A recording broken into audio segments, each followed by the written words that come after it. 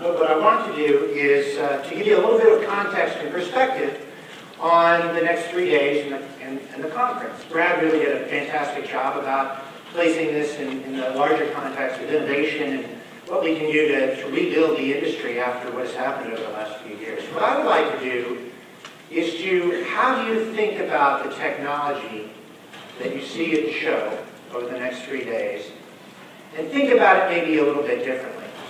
And I'll tell you, sometimes we go to these technology shows or you go to a bar camp or an Asian reboot and you start talking about all this cool tech stuff, and that's great. Because it's fantastic, the amount of applications and tools that are out there right now. We've never seen anything like this in our business. But taken too far, it gets to be like a group of foodies getting together and talking about nothing but forks. Right? We want to talk about the substance. So the technology here, in and of itself, is not capable of helping you differentiate yourself, helping you build your brand, helping you build your business. It is an implement. It's the fork. But we want to talk about and have our mind on the food as well. So what I want to do is sort of give you my formula for real estate marketing. And that is that brains plus content plus experience, then technology, is really what real estate marketing should be about. So I'll give you a few quick examples. Then I'll show you an app and a couple websites that can help you take these things further once you leave here.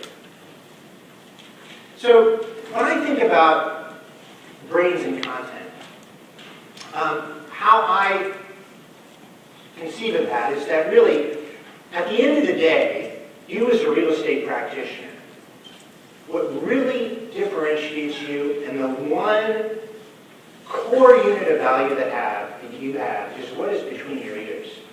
What you know about your marketplace, your neighborhood, the houses, the people in the area in which you work. You have that content between your ears. If you're good, we probably have 500,000 practitioners in America who don't really have any thoughts whatsoever about much of anything. You're not them, you're here.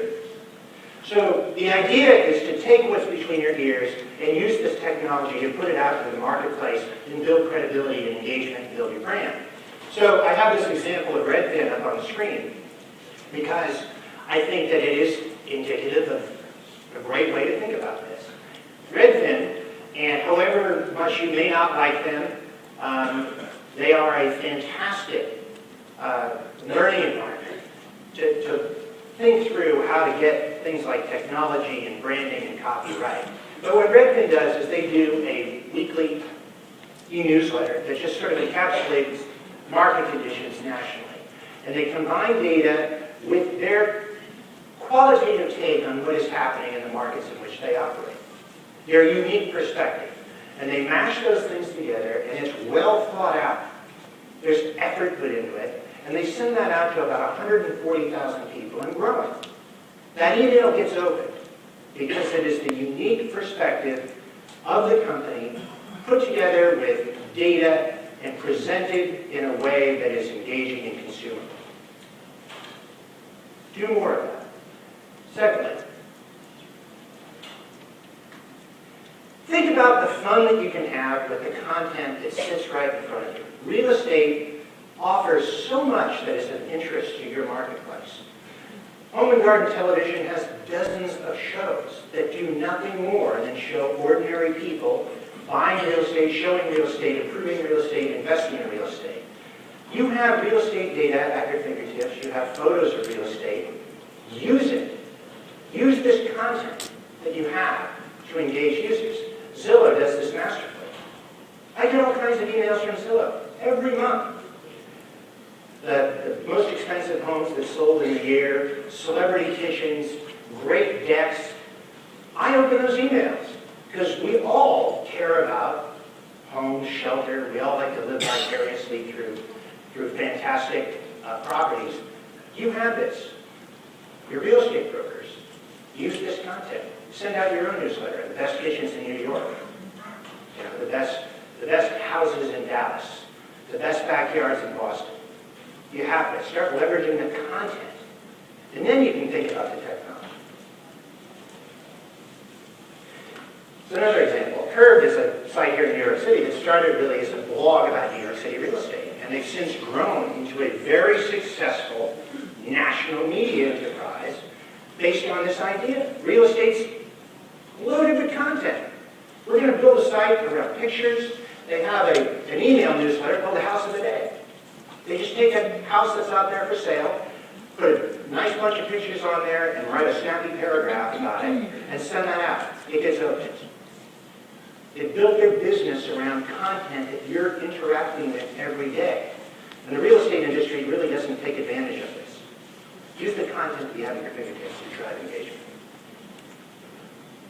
Once you figured out how to take what's between your ears, get it onto paper, get it onto video, once you figured out how to leverage the content, then you think about the technology. So let's say you want to do an email newsletter like Redfin does. Here's an application that is fairly new and is pretty hot right now called TinyLetter. Just tinyletter.com. Absolutely dead simple to set up an email newsletter. Email's not dead, despite what you may have heard, it's far from dead. Set up an e-newsletter, it takes you 2 minutes to do it. Okay? Technology comes last. Okay. Secondly, voice. Voice is an important element in your marketing mix. And in the real estate industry, we're sort of obsessed about scripts, right? All the agents train on scripts, and brokers pay agents to train, or pay trainers to train their agents on scripts. But out there in the digital world, we never really think about how we talk to the user, the voice with which we engage people whom we hope to be our customers. And I think about this a lot in terms of airlines. So sometimes I have the misfortune to fly Delta. And you've probably seen this video. The first thing that happens when you get on a Delta plane is they give you this goofy video where they tell you the 10 ways you could die on this flight. Right? The same thing every airline does. Same old thing. It's a crummy experience. They're not thinking about the voice. They're not thinking about the overall experience.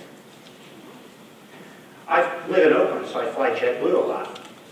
And when I get on a JetBlue flight, they still tell me all the ways I could die.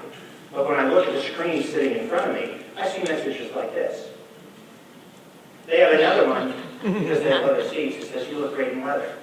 It's a small thing. It's a very small thing. But it's voice. The company is talking to me in a manner that makes me lean forward. And I feel just a little bit better about JetBlue. And it's 100 little things like this. So what are you doing with your brains and your content to create an experience that gets people feeling good about you? It's the little things. JetBlue does 100 of these little things. Okay, so how do you cultivate your own voice? Here's a website that you should look at. It's just a real deep resource. If you want to think about how to write on your website, and email, social media, how to write compelling copy that's very engaging, go to Copyblogger every day. You'll learn things, right? How you write and how you communicate online is often an afterthought. It should be the first thought. Copyblogger is a great place where you'll just learn a ton about this. So again, experience. What are you doing online? What are you doing in the digital world that makes people feel good about you? That's different. That's uniquely yours. Again, to go back to the airline comparison. So this, we're all familiar with this, right? And it probably sparks some deep feeling of dread. Right? Oh, God, that flight. Right? It's familiar. I flew out here on Virgin America, flies out of San Francisco, and I drove all the way across the Bay Bridge and went out of my way to fly Virgin because the Virgin cabin looks like this, right? Very simple. They changed the lights and a few other things. But I instantly became about 40% cooler the minute I stepped on the plane. It was very intoxicating. It was 5 a.m. I was flying on the SFO. I felt better. I felt cool. I felt like I liked Virgin, right? So what are you doing this different, this experience online? What's your purple light? Okay, and your experience online has to be consistent. So you do it on Facebook and Twitter, you get a website, you get an email.